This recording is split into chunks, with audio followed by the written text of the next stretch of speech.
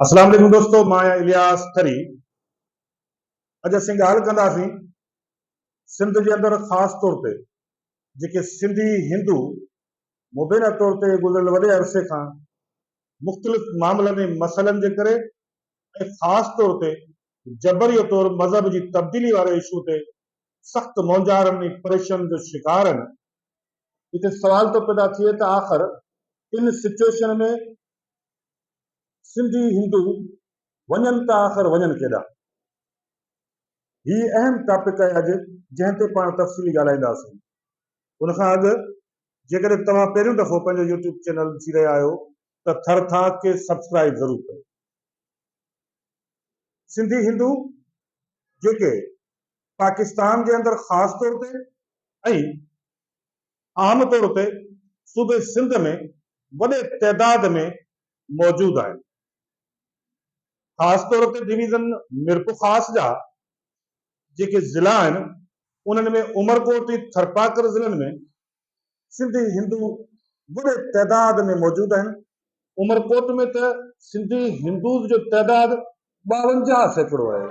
यानी उमरकोट ज़िलो पाकिस्तान जो उहो ज़िलो आहे जिते मुस्लिम्स अक़लियत में आहिनि, जॾहिं त हिंदू अक्सरियत में आहिनि, जिन में सोढा यानी ठकुर, हिंदू बजीर, सोनारा, खत्री, महशूरी वाणिया, लोहाणा वाणिया, उन सां गॾु हिंदू नाई, माली, ॿियूं मुख़्तलिफ़ कम्यूनिटीज़ तमामु वॾे तइदाद में उमरकोट ज़िले में ऐं ख़ासि तौर ते थरपाकर, सांगड़, हथूंगो, खिपरो, मिठीअ, चेलार, छाछरो, कांतियो, अछड़े थर खां वेंदे Sanghar district, Mirpurkhas district, Tharparkar district, lower Hyderabad Samaro belt वेंदे हाला, कंदकोट, कशमोर, जेकबाबाद, ठुल, कराची, शिकारपुर, घोटकी, सखर, रोहड़ी ऐं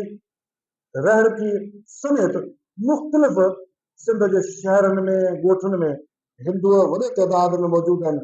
सभ खां अहम ॻाल्हि आहे त सिंध जी तरक़ीअ, ख़ुशहाली ऐं तामीर में हिंदू कम्यूनिटी जो तमामु वॾो मसबत ऐं अहम रोल ऐं किरदारु रहियो आहे।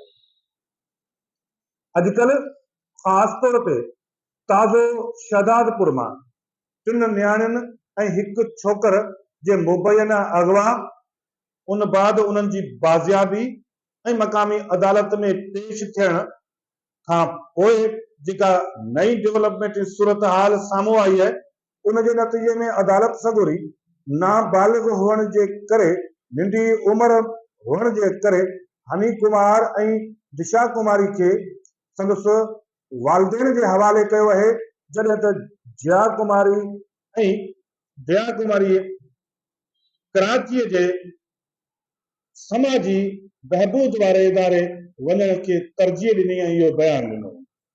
अहिड़ी सूरत हाल बाद सिंध जे अंदरि हिकिड़ो वॾो डिबेट ऐं बहस शुरू थियो आहे त जेको वॾे अरसे खां हिकिड़ो मुबैना तौर ते इहो इल्ज़ाम आहे त सिंधी हिंदू नारियुनि खे वर्गलाए, धोतारे ऐं उन्हनि खे उन्हनि जा ब्रेन वॉश करे उन बाद उन्हनि खे जबरीअ तौर ते मुस्लिम बणायो थो वञे ऐं हीउ शहदादपुर वारो जेको केस आहे इनखे बि इन तनाज़र में ॾिसणु घुरिजे।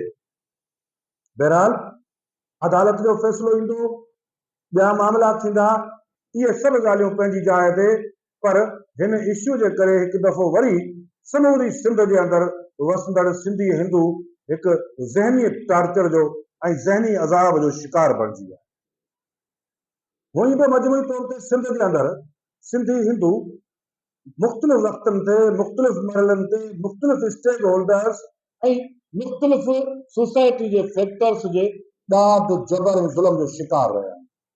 धारियुनि जेकॾहिं अॻियां कनि तॾहिं बि अपर सिंध में सिंधी हिंदू सेठनि खे, बाज़ारनि मां दुकानदार जेके हिंदू दुकानदार आहिनि उन्हनि खे, जेकॾहिं पुलिस तंग करे तॾहिं बि हिंदू सेठनि खे ऐं हिंदू वापारियुनि खे, जेकॾहिं इलाइक़े जो भोतार, वॾेरो या सरदार कावड़जी पए तॾहिं बि अज़ाब सिंधी हिंदू।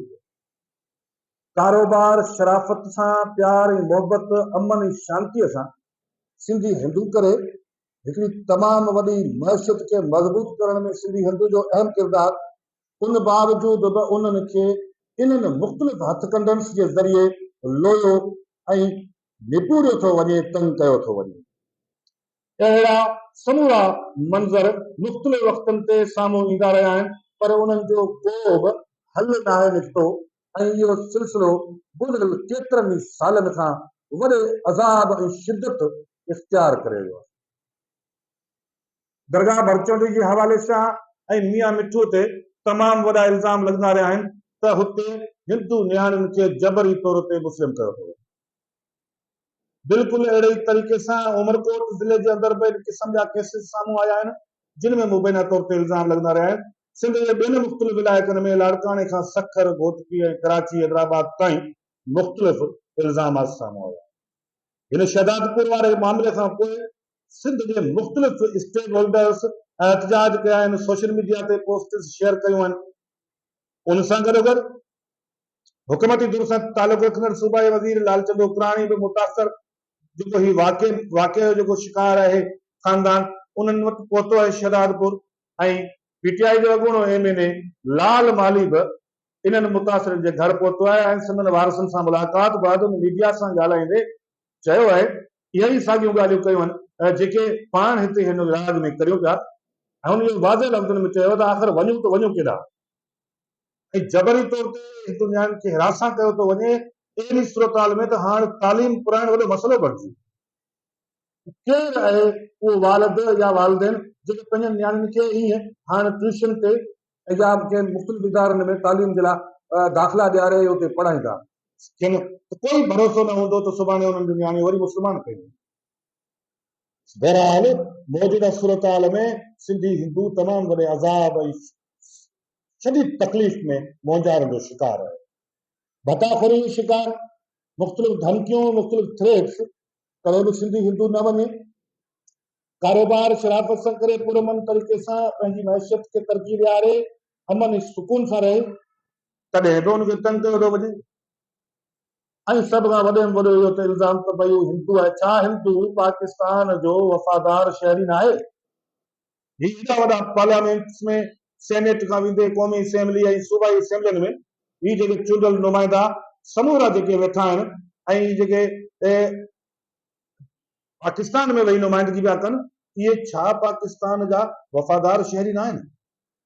यकीनी तौर ते इहे पंहिंजनि माण्हुनि, पंहिंजनि इलाइक़नि जी नुमाइंदगी कनि। राणा चंद्र सिंह सिंध जो पाकिस्तान जो क्लासिकल सियासतदान रहियो आहे, जंहिं शिमला मुआहदे में ज़ुल्फ़िकार अली भुट्टो सां गॾु सफ़र कयो। सो बहरहाल दोस्तो, इताई अहम सिचुएशन आहे। आख़िर हिते सवाल तो पैदा थिए त सिंधी हिंदू वञनि त केॾांहुं वञनि ऐं उन्हनि जो केरु धनी थिए। ऐं हक़ीक़त इहा आहे त हिन मामले ते सिविल सोसाइटी, मुख़्तलिफ़ इदारा, इंसानी हक़नि जी बहितरी लाइ कमु कंदड़ इदारा या ॿिया जेके इन्वेस्टिगेटिव इदारा आहिनि, उन्हनि जो रोल जुड़े थो त हू अॻिते अचनि। सोसाइटी जे अंदरि हिकिड़ी अवेयरनेस, जागरूकता, हिकिड़ो नओं हिकिड़ो सिलसिलो शुरू कनि ताकी इन क़िस्म जे सिलसिलनि खे रोके सघिजे। छाकाणि त सिंधी हिंदू पाकिस्तान जो, सिंध जो अहम तरीन असासो आहे। उन्हनि खे जेकॾहिं ईअं तंग कयो वियो त यकीनी तौर ते हू को ॿियो राह रस्तो इख्तियार कंदा, जेको असांजे लाइ इंतिहाई नुक़सानकार आहे। ज़रूरत में ॻाल्हि जी आहे त असां हिन हवाले सां संजीदगी सां सोचूं ऐं चूंडियल नुमाइंदा जेके हिंदू कम्यूनिटीज़ आहिनि या जेके नामिज़द आहिनि ऐं असेंबलियुनि में वेठा आहिनि, स्टेक होल्डर्स आहिनि, उन्हनि खे मज़बूत रोल प्ले करणु घुरिजे, उन्हनि खे आवाज़ उथारणु घुरिजे। जीअं लाल माली आवाज़ उथारे पियो या ॿिया जेके मेंबर्स आहिनि उहे आवाज़ उथारनि पिया, इन्हनि सभिनी खे आवाज़ उथारणु घुरिजे ऐं उन सां गॾोगॾु रियासत खे बि फौरी तौर ते हिन मामले जो संजीदगी सां नोटिस वठणु घुरिजे। न रुॻो इहो, पर सिंध जे IG सिंध खे हिन हवाले सां का कमीशन जोड़णु घुरिजे या सिंध जे आला अदालत खे बि इन हवाले सां को वॾी कमीशन जोड़े नए अंदाज़ सां, नए सिरे सां, हिकिड़नि जटादार टूल्स ऐं तरीक़नि सां इन जी इन्वेस्टिगेशन थिए। आख़िर इन मामलनि जे पोयां टर्मिनोलॉजी, केमिस्ट्री, फिजिक्स कहिड़ी आहे ऐं छो थो हिंदू माण्हुनि खे ईअं तंग कयो वञे। जेकॾहिं ईअं सिलसिलो रहियो त तमामु वॾो नुक़सानु थींदो। ज़रूरत आहे त असां सभिनी खे गॾिजी मिली मुठ थियणु घुरिजे ऐं असांखे पंहिंजनि माण्हुनि जो तहफ़ुज़ करणु घुरिजे। सिंध जे अंदरि सिंधी हिंदू ख़ासि तौर ते तालीम, एजुकेशन, सिहत, मुख़्तलिफ़ मामलनि में तमामु वॾो रोल प्ले कयो। ज़रूरत आहे त असां इन इस्तेकाम ऐं ॿधी खे बरक़रार रखण जे लाइ को नओं हल ॻोल्हण जे लाइ जल्दी ऐं तकड़ा क़दम खणे सघूं। अॼोकी वीडियो में एतिरो ई, मिलंदासीं कंहिं नई वीडियो में। तेसिताईं इजाज़त, अल्लाह हाफ़िज़।